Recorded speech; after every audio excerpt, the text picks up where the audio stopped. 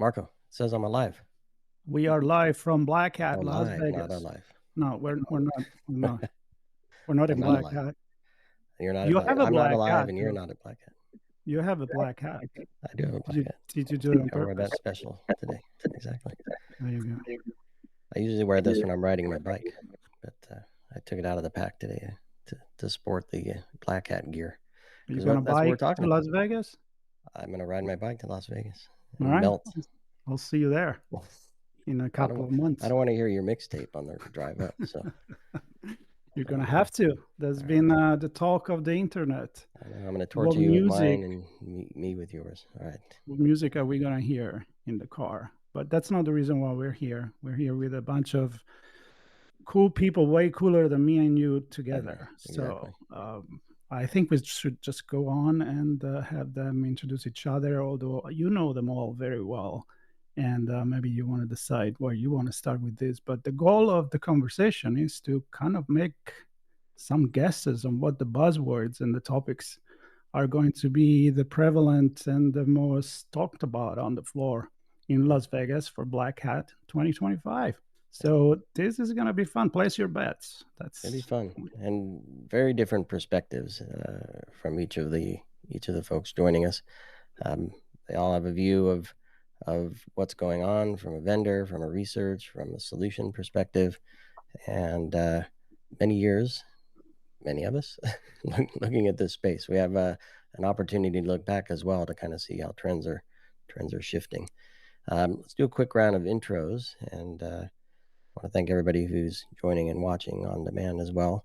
Maybe just a few words, kind of your background and maybe your thoughts on Black Hat with respect to what we might hear, and then we'll get into the actual predictions. Leslie, we'll start with you. Yeah.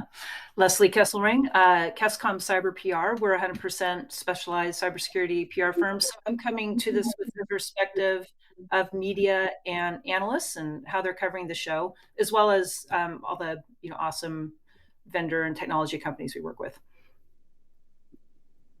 Mike. Yeah, thanks, Sean. So Mike Parisi, I'm the Chief Growth Officer at a company called Steel Patriot Partners. It's a cybersecurity consulting advisory firm. I am a recovering Big Four consultant, about 15 years in that space a while ago between PwC and Deloitte, and done a bunch of things in between. As Sean and Marco and Leslie know, I was at a cybersecurity certification body called High Trust for 5.5 years. So been in this space for quite some time, and I've got some thoughts from a compliance and security perspective relative to what some of the discussion points are going to be. Regulation and compliance drives security, right? Yeah, right. Daniel, thrilled to have you on too, my friend. And your perspective is going to be cool. Daniel, I'm on the Black Hat Review Board and spent hundreds of hours hopefully going through all the talks that people get to enjoy. Thank you for that. Richard. Hey, I'm Richard Steen, and I'm a industry analyst.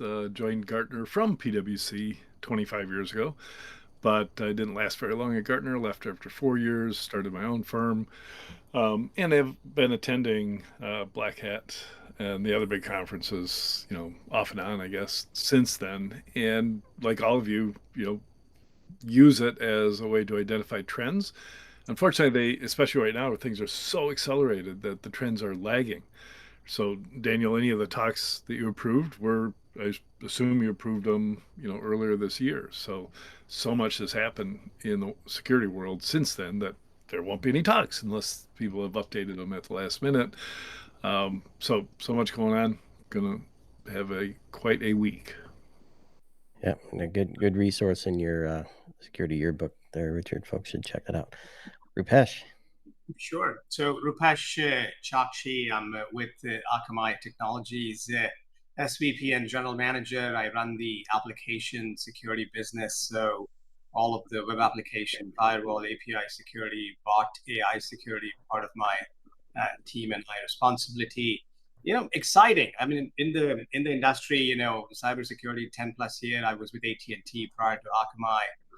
Then every year I feel like, just the pace at which cybersecurity moves is much faster than many other trends or industries as a whole. I'm looking forward to kind of two things, which I think is going to be very well represented, which is securing all of the AI and GenAI, and then leveraging AI in security, right? So kind of both of those angles. Well, I want to jump on this right away, because people that know me, when I look at society and technology, I definitely agree. Things are going so fast that it's almost impossible to make prediction unless you're predicting what you're going to have for lunch in an hour or so, depending where you are in the world. But the point is, I would like to start with where I usually like to start, which is looking a little bit back, and maybe the past 10 years, which Black Hat's been going on for longer than that. But I think we have a panel here that has been around for a while. Not aging anybody, but we definitely have some experience here. So anybody wants to give it a go with how fast, let's say, things are accelerating? And maybe Richard, you kind of mentioned that, so we could start with you. Maybe it was much easier to make prediction 10 years ago, 15 years ago, based on also what you already said. It felt like it was, because you could see, the big holes that were missing. And the biggest drivers back then were the threat actors. So as we went to the world of cybercrime and, Trojans to steal credentials off of cell phones, it became easy to predict where the defensive side would go and who would invest in it and stuff like that. And then as the problems got harder and harder, we needed to do more security analytics, and we needed XDR or MDR if you're outsourcing it. So it's kind of easy to predict those trends. The one thing that was not predictable by anybody, of course, was the advent of large language models in a form that were applicable to everything. Every human experience is being touched by large language models. The predictions on where those are going are just outrageously impossible to grasp. You cannot understand how something that is miraculous today could be 10 times bigger at the end of August, right? Because GPT-5 is coming up 10 times better, more intelligent, faster, cheaper, whatever. You just can't grasp that. So you have to wait for it to happen and then watch, what happens from there. It's an incredible time to be involved in technology of any sort. Richard, I want to counter you. I don't think things are moving that fast at all. From a security research perspective, so when we start looking at the reviews for Black Hat, it's a good 6-7 months before the con. Especially if you're doing good research, you get accepted and you build up and flesh out the talk. If I look at the kind of talks that gets me excited, these are decades-old bugs, decades-old problems. There's if I look at AI as a whole, in 2002, Mark and a few of us started a small thing called OWASP to tackle application security. The AI world has completely ignored 20 plus years of our lives, because most of the bugs are bugs that are annoying. And if you look at like some of the things, Ben and co have managed to own the hell out of Google and Gemini with a thing called Google Calendar invite, right? Input validation. Rich and Andreas have found lots of old school vulnerabilities in NVIDIA drivers, right? So these old classes of bugs are still very prevalent. Yes, the tech moves fast, but security itself, it's like we are just terrible as an industry of learning from, all the graybeards before us, and I include myself there. It's like, same bug 20 years later. And I think that's the biggest thing that I get every year doing a Black Hat review. It's like, wow, the stuff that we found in the 90s, still have it today. It's the great thing about the security industry. Like we don't solve a problem, then move on to the next problem. We have all the old problems and new problems. Yeah. Right. Yeah. And just also, right, when we started many decades ago, it was more about just kind of like, if you're a large enterprise, then you focus on security because of your data and things like that. And it was all about just core, employee and data and network security, right? Now you fast forward, and every facet of life, right? I mean, users and consumers are so focused on their own personal security, the privacy aspects of it. We've seen OT pick up, or infrastructure layer attacks. We've seen the AppSec space pick up. We've seen AI space as the next revolution pick up, right? And robotics, the physical. I mean, there's so much happening in just cybersecurity and the pace at which it is moving because it's part of just like our everyday life, right? You wake up in the morning and you just hope that you are safe and your information is safe, whether you are an individual or an enterprise. Yep. I have to admit, Michael. I've given up on that. I think my data is in so many toilets now. There's no such thing as privacy. Let's be brutally honest. Michael, go in. Yeah, I know you wanted to get on before. Yeah, I'm thinking about historically and throughout the years and this year's show, and I think about the fear factor, right? So is the fear factor different now than it was in previous years? So what do I mean by that? And Richard alluded to this, right? LLMs doing things that our minds can't even think of, right? Relative to how they're exposing us from an organizational perspective. So are people more scared now than they were before? We were always scared of threat actors, right? But if we can't even really comprehend the unknown relative to AI and LLMs, is everyone's fear factor up relative to other shows? Right, good point. Leslie, who drives the conversation? Come on, let's get there. Well, back on the fear factor, I mean, I do want to call out the move to looking at nation state threat actors, right? I mean, I think that's a big a focus this year for AI and just threat actors in general. And we're seeing just over the past week, there was a congressional hearing talking about Stuxnet, the first cyber weapon, and how things have evolved since then, and the role China's playing right now. There's the Salt Typhoon paper supposed to be coming out from government that hasn't been released yet. You've got Nicole Perlroth talking about her books and her new podcast, and the threat from China, especially on critical infrastructure, OT, and energy, manufacturing, water systems. So we're seeing a lot of that. So is the news? Ask a question? Is it? Oh, sorry. No, is it the news that drives the conversation, the marketing, the industry itself? What's your take on that? Obviously, you do PR, so yeah. So this year can't be harder than ever, I think, for the media, because the news cycles are driving. Not the talks, because I know Daniel and the team did an awesome job vetting those, but just like the news cycles are just driving what's being written right now. I mean, the media are heading into Black Hat, still figuring out the SharePort vulnerability. I mean, that news just keeps hitting almost every day. IBM came out with their data breach, cost of data breach data, by the way, today, which is really great. But there's so many news cycles right now that, the media we've been talking to have had a hard time even thinking about what they're going to cover at Black Hat yet, because they're just trying to keep up with like the daily. And I think the government's driving a lot of that too. And I had a chance to talk to Marcy McCarthy yesterday, who's just been appointed director of public affairs for CISA. And they are going to have a presence. And I think everybody's excited about that, because that didn't happen at RSA. And they're going to be holding a media briefing that they'll be releasing more details about today. But I think the government discussion and the public-private collaboration is really driving the news cycles. And do we? Yeah, go ahead, Mike.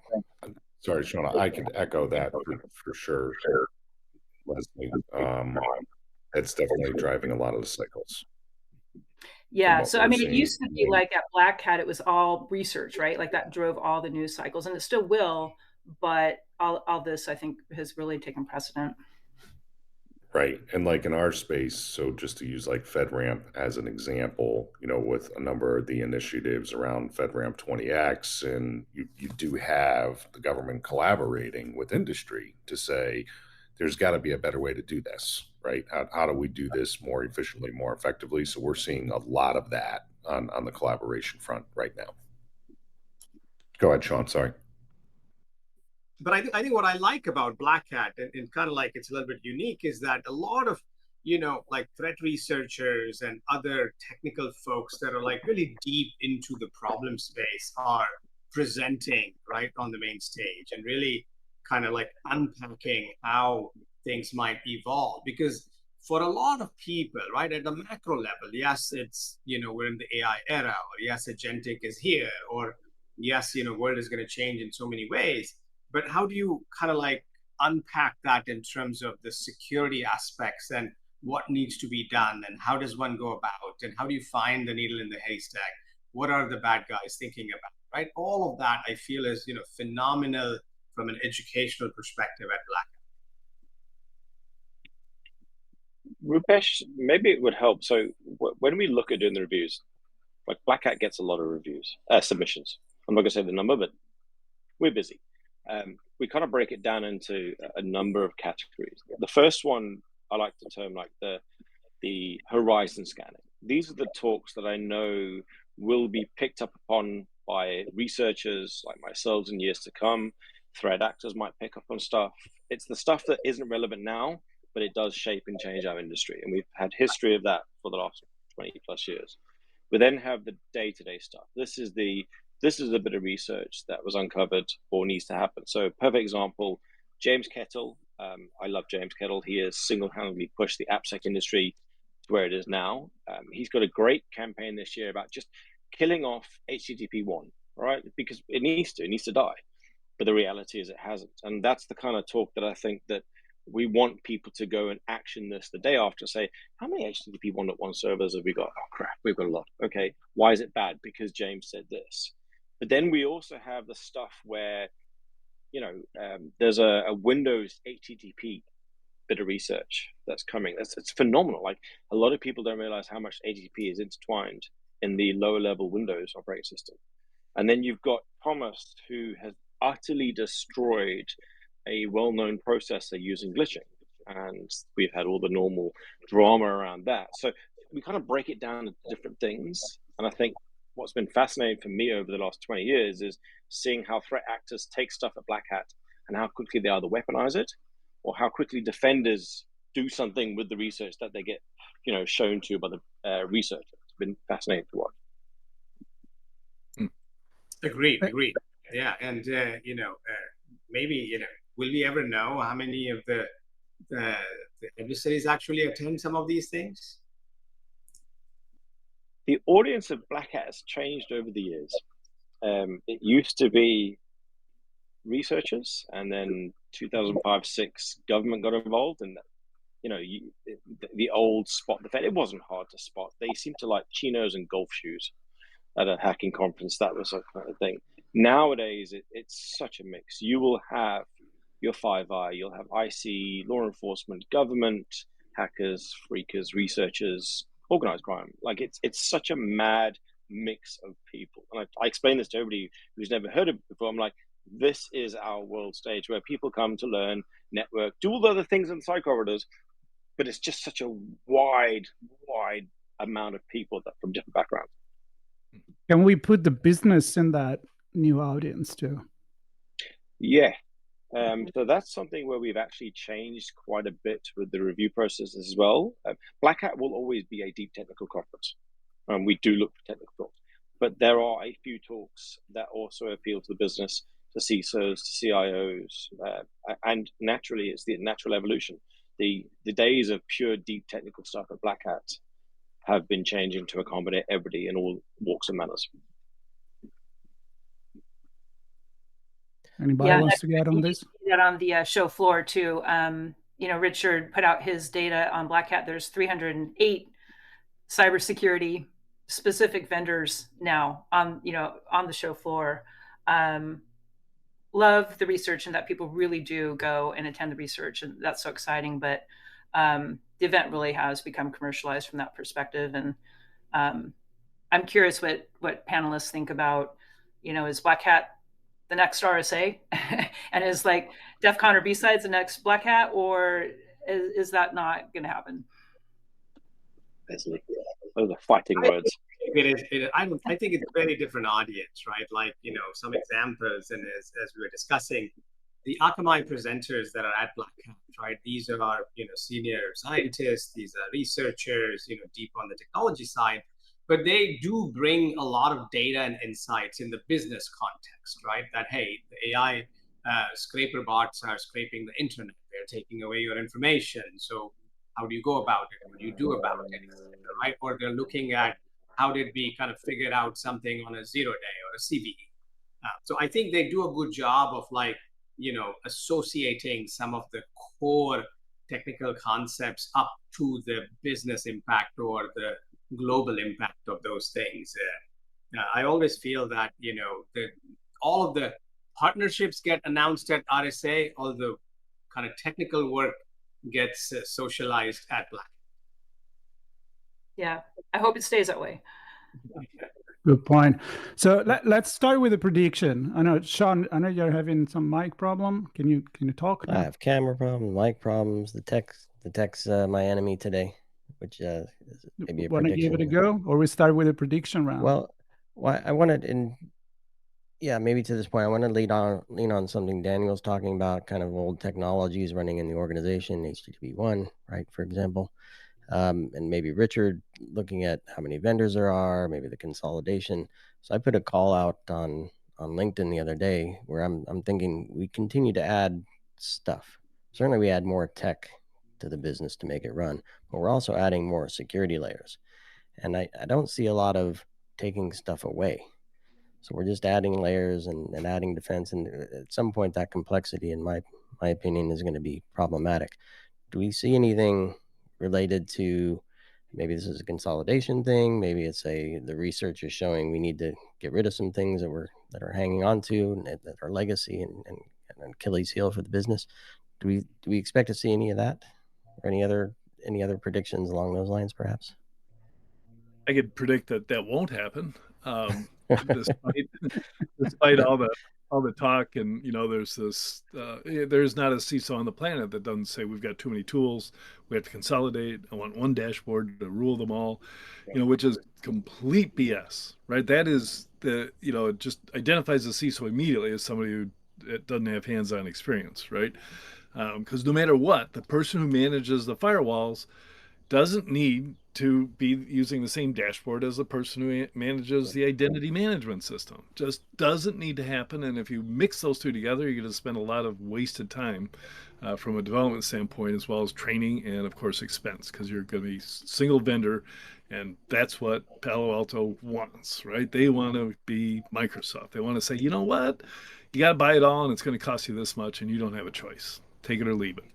And, the urge on the part of CISOs to call for that kind of platform is driven completely by the purchasing departments. Those are the only people whose lives get easier, is they got one contract with one vendor. And of course, the only reason any of us are here today is because 25 years ago, the CIOs made the decision to go with one vendor for servers and desktops. And that's how we got where we are, a Microsoft world that's riddled with vulnerabilities, with 4,400 cybersecurity vendors to address all those problems. Richard, I just want to add to that. The other thing that I find fascinating is that bugs that should have died still exist. So Rupesh, one of your people, Ryan Barnett, is doing a talk, and I'm not going to talk about Ryan, actually. I'm going to talk about a very interesting fact. Isabella, who's co-presenting with Ryan, is actually a teenager. And I think she's the youngest ever Black Hat speaker presenting at Black Hat on a bug class that is probably older than her, Unicode normalization. And she's bypassed WAFs and other security devices that everybody uses on the edge. I'm like, respect. I love this. I love this kind of research. But when the bug class is older than the presenter in 2025, with all these amazing AI tools that are supposed to fix everything and are we out of a job, you start wondering, to go back to your point, we're not reducing the attack surface. Like, these bugs are known. Like, they should be an easy fix, but it's taking new eyes, really cool young researchers coming in and saying, oh, that's cool, we can do that. And then you have all these major products going, that's it, it's game over. And I think that's what's fascinating about being involved in research. It's seeing new eyes look at old problems again. Sounds like the mosquito that killed the dinosaur, right? I mean, yeah.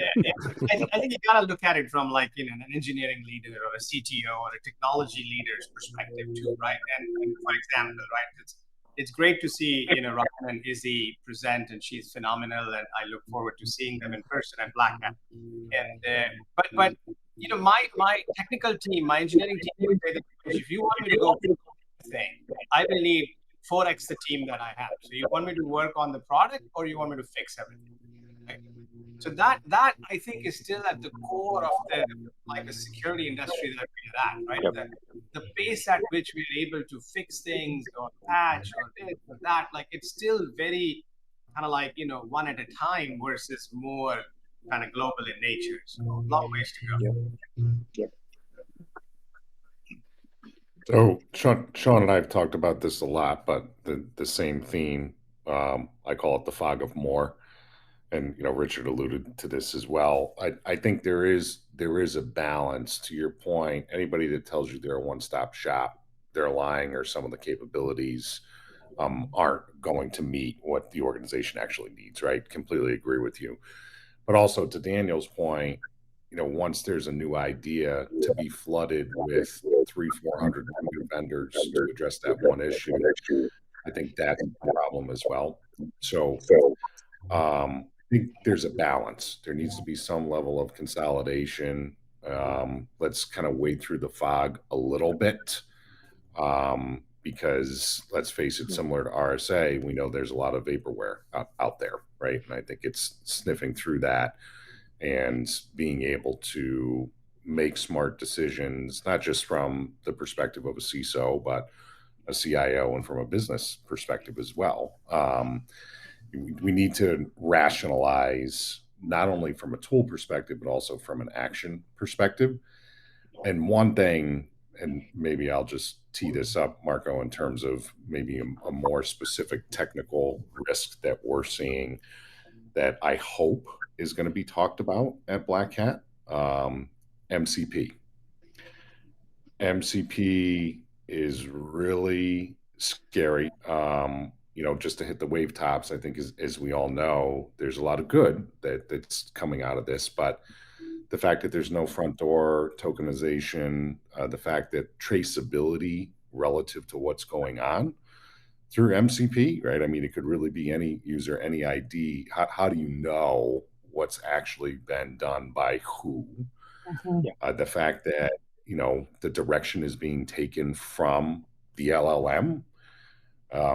There's obviously no judgment. All it's doing is consuming the direction from an LLM perspective. And the fact that a pure rewrite could happen in that model and that there's no kill switch, right? I mean, it's different. You can say if a user is inactive in 15 minutes, but we're not doing that from an MCP perspective. So I'll stop there. I think that's a big one to get a little more technical that is scaring us from our client's perspective. And I hope it's going to be talked about. I want to do this. Let's make a round, and I'm going to put a little twist in here, because Michael, you said this is what I hope we talk about. So this was born as the idea of let's guess what the buzzword is going to be, which is not necessarily going to be the one that we want to hear, right? So maybe we can do a little round of saying, I think this is going to be the trendy one, but I wish we could actually focus on what is relevant to each one of you, obviously. So let's start with Daniel, considering you probably have seen more than anyone else. I think there's going to be a lot of everything, AI, all the things. Mm-hmm. It's inevitable. Leslie, you talked about 300 plus vendors. I can guarantee 90% of them are going to offer some kind of AI tool when we all know they're not going to have AI. Right? That's the God honest truth, but I think that's going to be the thing. What I would like people to talk about with this tooling in the AI world and MCP, great option, Michael, is context. What I'm not seeing at the moment around anything to do with AI and the enterprise and stuff is context. It's give us your data and we'll do something with it. But I want others to work with, and I'm really hoping that A2A and MCP kind of gives us that. That's my hope and my prediction for what's going to come out over the next week. I might be horribly wrong, but that's at least what I'm hoping. Who's next? I'll follow up on the AI because for sure that will be the buzzword, even though it was last year. But that's almost laughable last year compared to this year, right? Because we didn't have agents being talked about or being applied. Now we do. We've got real companies selling real stuff and earning revenue with their agentic solutions. There are, let's say, there are 29 agentic solutions for basically doing triage, and then a handful of vulnerability management solutions, another handful of attack, automated red teaming kind of stuff going on. The biggest percentage are guardrails, for all the people that, of course, there's more fear of AI introducing information and power to employees than there is, excitement about, oh, how can our company use AI? So, of course, those are the first ones to get well funded. That was the very first thing that Palo Alto claimed to produce a product for after RSA 2 years ago.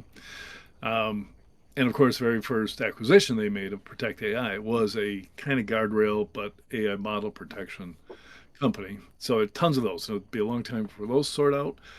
What I'm hoping of the 21 pure AI security vendors that are exhibiting at Black Hat next week, I'm hoping that we'll start to identify the winners and losers as quickly as possible, right? Because it's going to be really frustrating if what's a good example? I insult somebody, but if the well-funded but horrible product gets all the traction and then gets the $500 million exit, that would be a disaster. But there are some amazing people working on an amazing technology, all of them using the exact same approach. So I can't differentiate, their success based on their approach. It's all going to be on their execution. And of course, that depends a lot on their relationships with CISOs right now. Well, I'll jump in with a thought on this. In that, there's certainly a lot of tech being discussed, and I think the problem, Richard, you're talking about the use of data and AI to, or the worry of the data and AI to put the company at risk.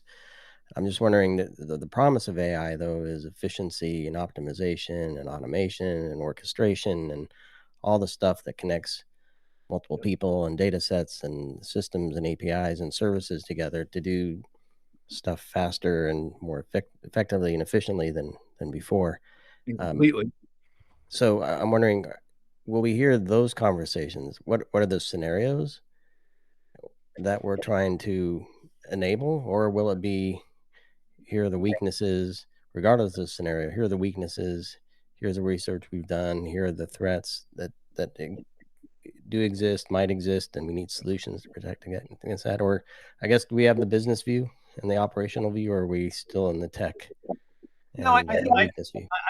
I can add, Sean. So I get to meet with a lot of enterprise customers, across the globe, and I feel that everybody is working and looking at how can they build, whether it's a conversational AI agent or an agentic AI, or look at their business flows, workflows, etc., and start to kind of because there's so much, to your point, promise on productivity, on personalization. The business gain is very high, or at least touted as very high.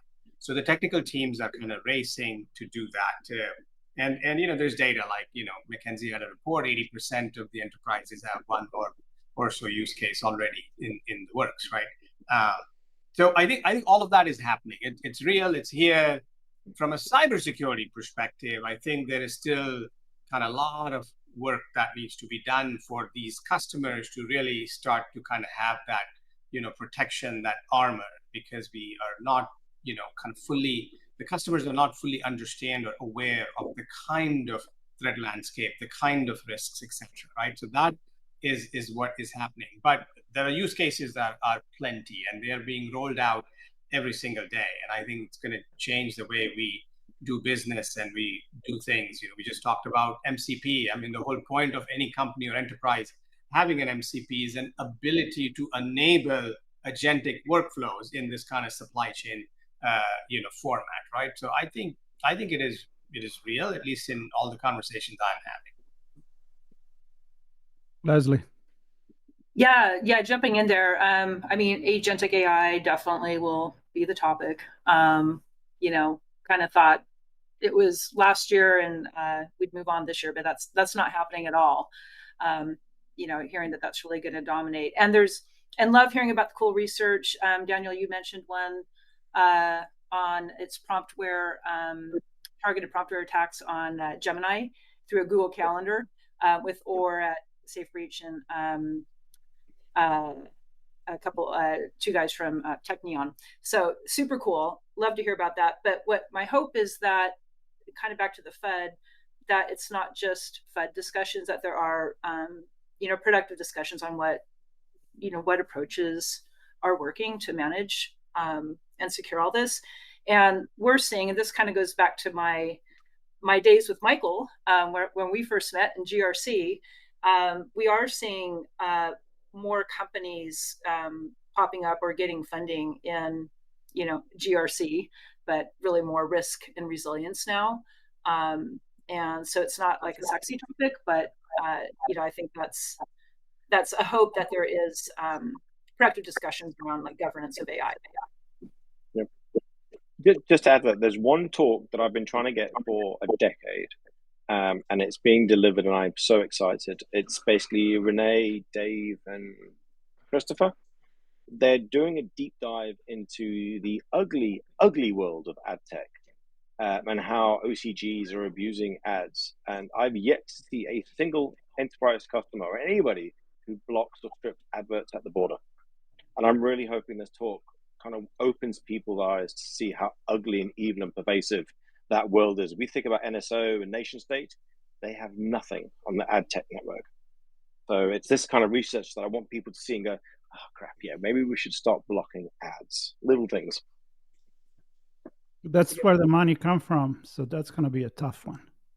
Hey, just block all the ads, right? They have to figure out another way now. I'm with you there. Totally. Michael, you want to take it again? You kind of started this, and I think maybe now you want to just summarize it a little bit better, or more, not better. Yeah. Sorry. More. Yeah, maybe just to dive a little deeper based off of what Leslie was saying, what Richard indicated as well. So to get a little sharper, I think there's going to be a lot of talk about responsible use of AI. I'm so sick of hearing that term, right? And I know that it's important, but I think to Leslie's point, what's real? Are we really going to define how to control that? Having a policy, having a procedure, I could tell you, even looking at this from the compliance perspective, things like ISO 42001 that are out there now, I mean, it's all policy and procedure focus. We're not talking about how do we actually implement responsible use of AI. So I think it's going to be talked about a lot, but I hope there's going to be some sessions, and more importantly, some good conversations and sharing across organizations to say, how do you actually implement that? Yeah. I'm curious from obviously Black Hat. This current edition is in Las Vegas, hence the USA set of conversations, but widely attended from folks all over the world, and clearly as Black Hat in other parts of the world as well. I'm just wondering, from an international global perspective, do we see any shifts or trends or items that kind of surface up, bubble up to the top with respect to, I'll say, data sovereignty or regional aspects of how we enable a business, protect the business, regulate the business, and keep all this stuff safe? I mean, the data sovereignty is probably the biggest one that comes to mind, but especially as we look at international managed security response organizations or things like that. So I don't know, any thoughts from folks? Well, I looked at the one aspect because there's talk that visitors to Vegas is down 20% because of the difficulties at the border and the abject fear of people visiting the U.S. right now. I always remind them, hey, when I go to South Africa, I'd be terrified to go there. I just have to remind myself that there are millions of people who live very safely there. You have to do the same thing when you come into the U.S. But I looked at the numbers and I was thinking, oh, we're going to see a huge drop off in non-U.S. vendors exhibiting. Not the case. I was all ready to call up Leslie and say, I've got some news. We could post this around.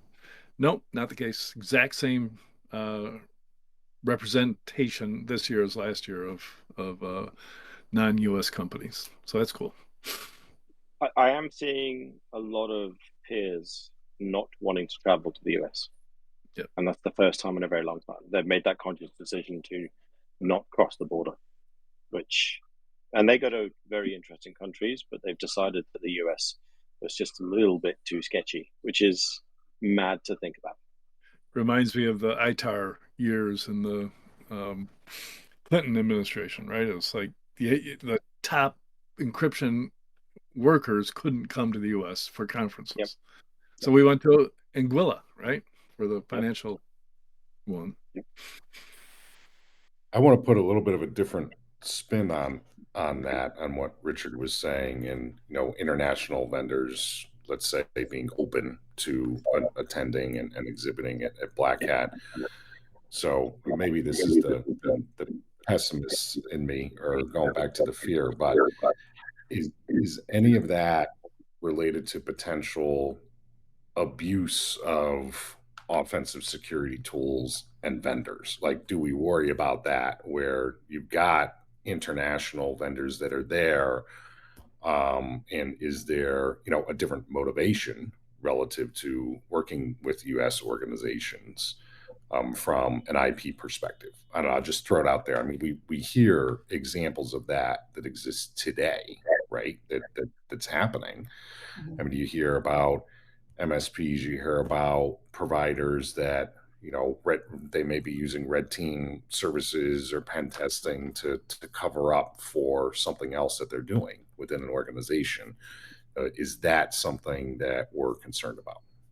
Will that be talked about? I think it'll be talked about. It's not something I'm concerned about. I think the vast majority I've spoken to have large caches of JD Vance memes, and they're very nervous about traveling with them. So there you go. I'm going to switch this up. Oh, go ahead, Prabhesh.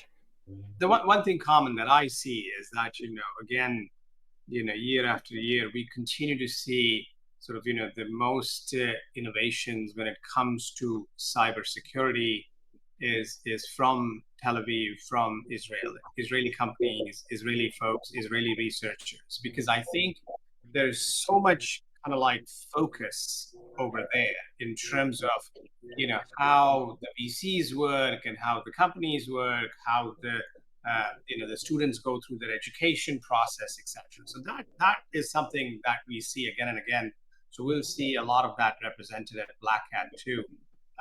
But I do worry that I don't think there is enough kind of like, localized cyber tech and armor, right? So if Asia is rolling out, data sovereignty and other rules and regulations, and every country and every market is different, I don't know if there is enough kind of like, security tech available that is kind of like localized, So it's an interesting dimension of, you take innovation from one area to apply to the whole world, but all these rules and regulations are coming in from a very different, angle. And is all of that, Leslie mentioned GRC and other things. I don't know how it all kind of gets put together.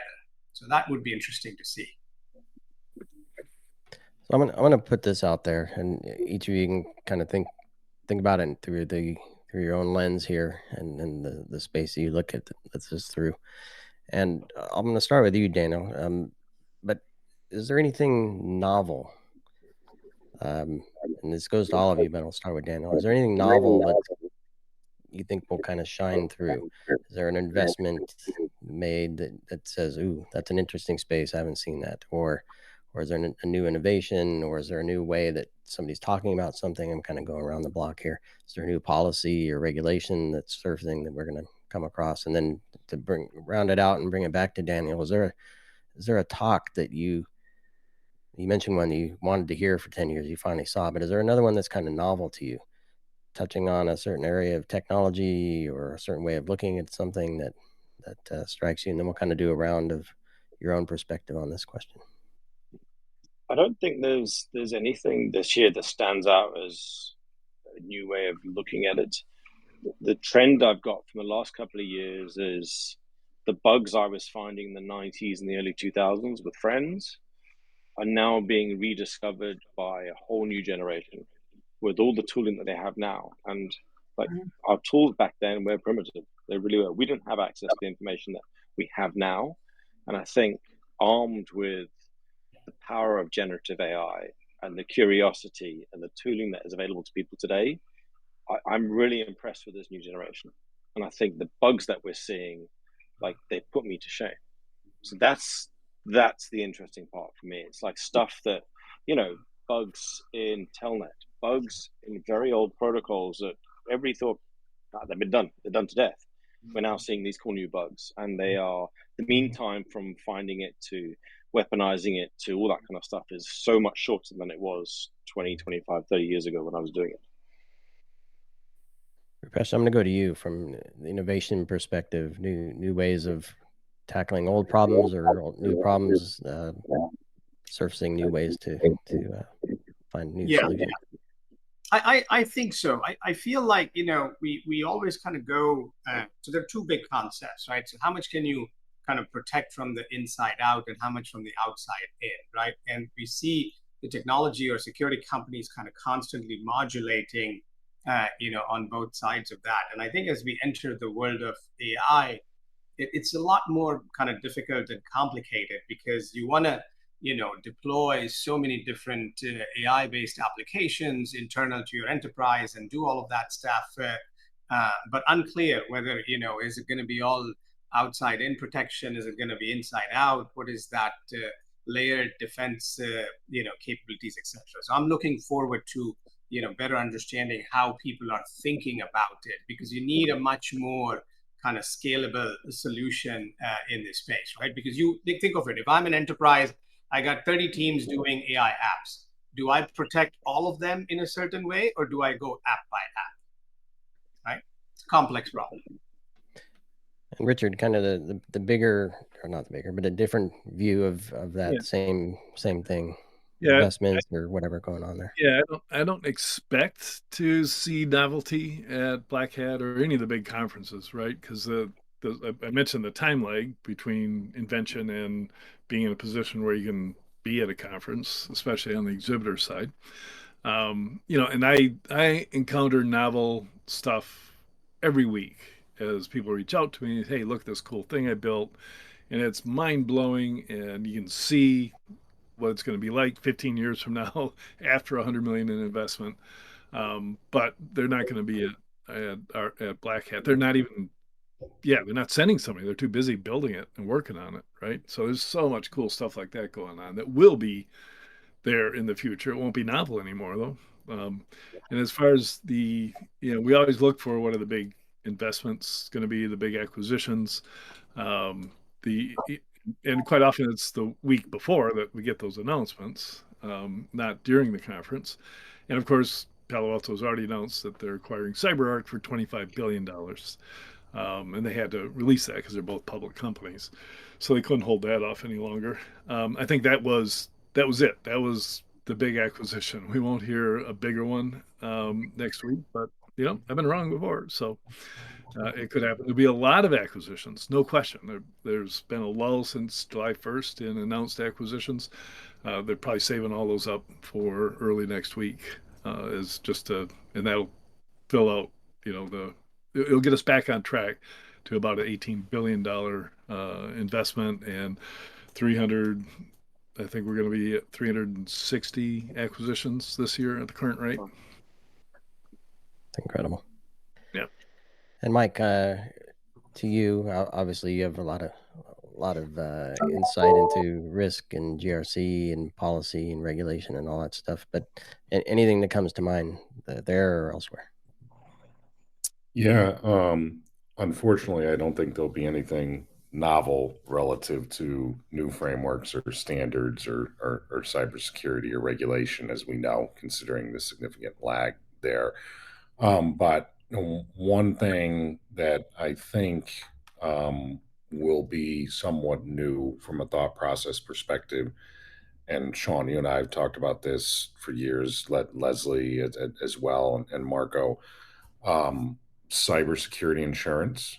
So I do think that the industry has finally started to move in that direction.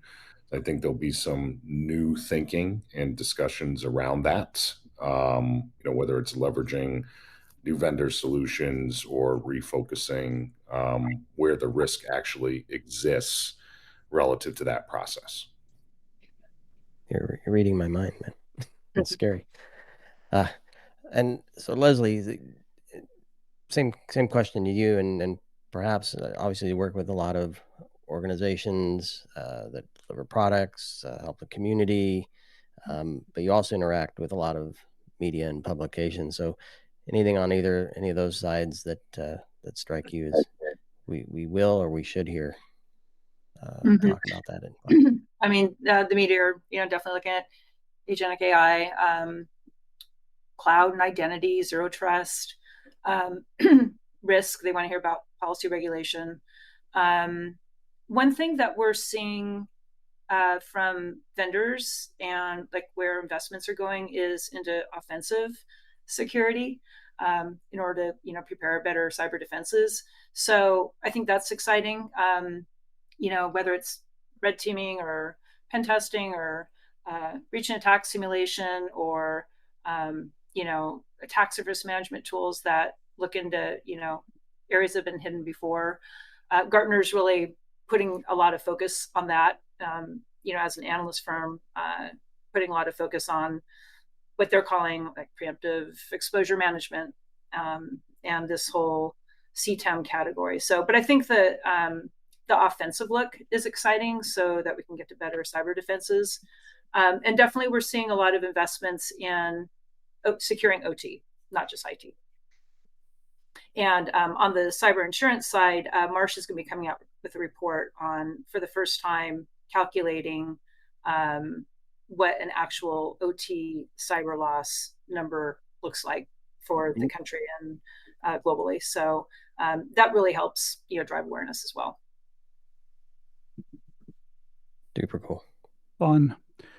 So we touched on a lot of things and we're closing here, but I look at this industry as an outsider, coming from sociology more than anything else. And it seems to me that a lot of you have pointed out the fact that there's always something new, but we didn't resolve the old. And I think that's a really big problem for the industry, but also for society as a whole. And I feel like if there is nothing novelty and new, which I feel it's something that this industry is really thriving on, and we always need that something new, the new threat, the new solution, maybe we need to stop always finding the something new and really focus on clarity and somebody of you said context and really trying to resolve what we have, like prioritizing. Instead of throwing more stuff, why don't we try to fix the first level of security? I know it's easy to say and hard to do, so don't point the finger at me. But sounds like you have an article in the works here, Mark. Yeah, of course there is. But from a societal perspective, I feel like every time I go to Black Hat and it's going to be number 12 or something like that, I feel like I'm more scared now than what I used to be 11 years ago. It looks like we were getting somewhere. Now I feel like we're not. So sorry if I throw a wrench in there, but that's how society feels, I think. Marco, AI will fix everything. Just remember that. Thank God. Yep. I think so. Marco, I'll comment on that. That's not where I thought you were going. I thought you were going to say what still isn't fixed that we're not going to be talking about because we're on to the new thing. And in my mind, foundationally, I love that. I think it's how training and education is delivered. It works for some, especially when we're talking about very technical related concepts, but it doesn't work for the average individual or user. I don't think it has for a number of years, right? So why do we still have individuals and users? As we know, people are 90% of the problem. It's not technology. Why are they still taking certain actions for risks and things that we know have existed for over 20 years? They're still doing it. With the new risks and threats and technology, I think we're going to have repeats of that as well. And my perspective is whatever our industry training model, education model is, I think it needs to be fixed, and it hasn't been fixed in quite some time. Michael, can I just add to that? Why is it that users can't click on the clickety thing that was designed to be clicked in a safe and secure way? yeah, that's right? That's fair. My toaster doesn't kill me every time I put toast in it, so I should be able to click on stuff without getting owned. I think there's the fundamental problem, as you said, Marco. But we're a magpie industry. We like fresh and shiny new things, and the old stuff, making stuff secure, that's boring. Nobody cares about that. We care about giant pandas and other figurines that I'm sure we'll see in the show floor, where we glamorize threat actors. No, don't go there. But that's another rant we probably don't have time for. No, we will though. We will though. Yeah, puppies and goats. Yeah, and I heard maybe just a final thought for me on this. I heard the other day from a good friend that perhaps even with all, I have two thoughts here. Perhaps even with all the thoughts and the research, some research, and even awareness, broad scale, perhaps we're putting too much emphasis on the risk and not really quantifying it back to the business. And I think teams are investing in prevention, detection, response, insurance, and all this stuff. And I don't think we can really quantify whether or not we've saved money or prevented loss, or of course, if something happens, we can say here was the loss. But it's hard to say whether the stuff works and whatnot. And so this friend of mine was saying perhaps we shouldn't be making as much investment in certain areas that we are right now. And the other thing I was going to say is that in terms of awareness, Black Hat does a great job bringing a lot of organizations, a lot of people together to look at research and look at solutions. But there are far more number of organizations that don't go. And those are the ones I'm really worried about, because whether or not you're making a conscious decision to make an investment or not, I think there's still, even with all that we do, there's still a lack of awareness wide scale here. So I don't know how we get across that either, but just keep talking, I guess. I did want to call out from our perspective that there is an analyst day at Black Hat now that Omdia leads, but they're going to be releasing their data on CISO buying decisions. So kind of back to your point, Sean, on quantifying, there's business outcomes, but also, quantifying investments and what's working. I think that will be good data. But hats off to Daniel and the team for always bringing it back to the research, and really excited to see what we're gonna hear next week. Yeah, hats off to all of you for all that you do, and most importantly for taking this time today. Marco and I appreciate that, and love hearing your insights and love seeing your faces, and we'll see you all live in person next week in Las Vegas. So it's gonna be a good time. Wish everybody safe journey. Enjoy using your burner phone, and enjoy all the parties and all the other good stuff, and clearly the research that's being presented, and the trainings, and a lot of the other sessions, and Expo Hall, and on and on and on. Thank you all. Marco, any final thoughts to wrap? I feel very good about my toaster now, and I think, Daniel, I will use that for my next article. I really love that. You all that peace of mind. What's that, Richard? I'm reminding him to take the training or read the manual, and not supposed to poke a knife into that. Yeah, here's a branding idea for someone to bring toasters on the floor, black hat, and show how you can be as secure as a toaster. Oh yeah, well that was a DEF CON though. I'm waiting for underpants swag. We've had socks, and we know we're going to get underpants. It's a given, right? Anyway. See if we cross that boundary. The booth with the goats will have underpants. Well, thank you again. I'm really excited to see you all next week, and yeah, it was great to put these bright minds together. Leslie, Michael, Rupesh, Richard, Daniel, and Sean. Thank you for coming. And you.